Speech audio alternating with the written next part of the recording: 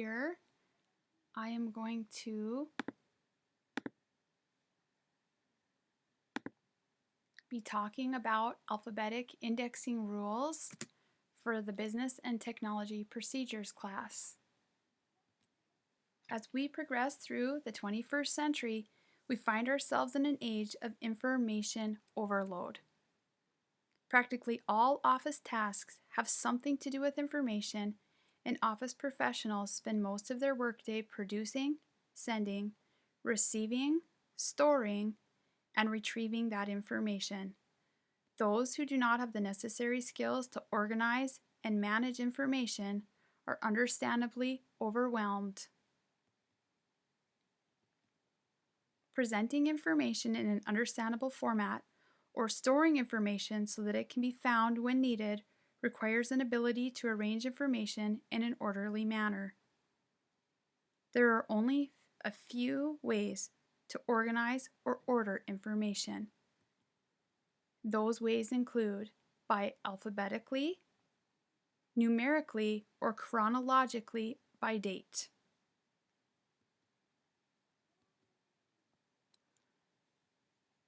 Next, I'm going to introduce you to a little bit more about organizing and why businesses choose to use alphabetizing and indexing in their offices. Every important task performed in the office has something to do with information. We create information, we distribute it, maybe receive it, store it, and retrieve it, and eventually we might either transfer or dispose of it. Office workers must have the ability to organize information in a meaningful way for future reference because the office is the information or memory center of the organization. Consider how difficult it would be to function without your memory. We store enormous amounts of information in our minds that are vital to our everyday existence. So imagine if you forgot someone's name, who your friends are, your address, or how to read and write. These tasks happen so naturally for us that we don't realize how important they are or vital they are to our ability every day. Well, a business can't function without a memory either. When information is not available or it's lost, a business suffers the same disability that a person with a memory loss does. Operation is impaired. So, after looking up some statistics, office surveys reveal that if office records are misfiled or lost, locating or recreating them can be costly. Approximately 3% of paper records are misfiled, and about 7.5% are lost completely. It costs approximately $120 in labor costs to locate a misfiled document and $250 in labor to recreate it. The millions of dollars wasted in this country because of poor information management skills brings a renewed interest in why records management and being able to file is so important. So, on to organizing our records. We already discussed that there's 3 ways that you can organize your information. One was by numbers, one was by letters, and of course by date. All are sequential, and they're going to help us put order to our records. Those responsible for storing and retrieving information take advantage of the sequential flows of letters, numbers, and dates to organize office records and information. Memos, periodicals, customer accounts, invoices, requisitions, addresses, telephone numbers, cards, and newspapers are common records that are put in order using these methods. Of course, alphabetizing is the most common in the offices, business offices, and home offices in our country today.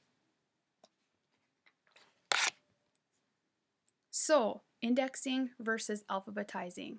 Is there a difference? So these are 2 separate skills. Names such as, or more like single names, such as House, James, University of Victoria cannot be indexed.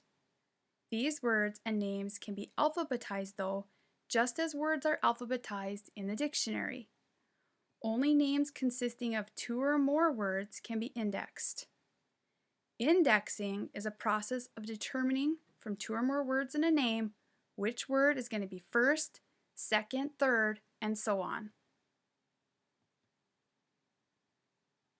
Key vocabulary then to end our discussion on alphabetizing and indexing include a filing segment, a filing unit, a key unit, and indexing order. So a filing segment is the entire name, subject, or number by which a record is filed. An example would be the name Marion Andrews Clark, and J&D Associates would be a business name, and of course the number listed below.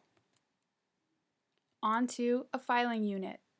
A filing unit is a letter, word, number, symbol, or combination of these used to make up the filing segment. Generally, each letter, word, number, symbol, or the combination are written without a space, and they could be considered one filing unit. A key unit. The filing unit that is considered first when determining the filing order of the filing segment. The key units are underscored in the examples below. Remember, Marion Andrews Clark is someone's name. So we alphabetize last name first, then first name, then middle initial. When we move on to a business name, remember then we simply alphabetize or index first by the first name or first letter of that business name. Next is indexing order. And this is the order in which filing or indexing units are considered for filing purposes. So I put them in indexing order down here on the bottom to show you, but remember now we are alphabetizing by the filing unit that is underlined. So in this example, remember Clark was this person's last name, Marion was the first name, Andrews was the middle name. But in a business name, remember the J is going to go first. The next filing unit was that ampersand, which you're going to write out in the word and, then you have D, and then associates. All right, as we finish up talking about alphabetizing and indexing, hopefully this helps you understand a little bit better the purpose of this and why we're discussing it. And now you may move on to lesson 1. Yay!